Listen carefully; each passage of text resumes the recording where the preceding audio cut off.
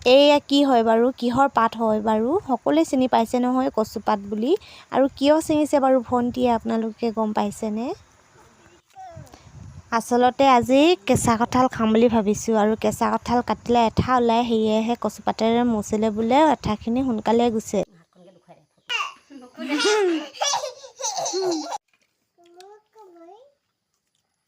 কি কৰিছা? পেনটো ফটা। আচলতে মোৰ পকা কঁঠালতকৈ কেঁচা কঁঠালটো খাবলৈহে ভাল লাগে, বহুত তেল লাগে খাবলৈ। সেয়েহে ভাবিছোঁ আজি পূৰা ডকচি কোবাই খাম বুলি। ভণ্টিয়ে এতিয়া গুচাই আছে।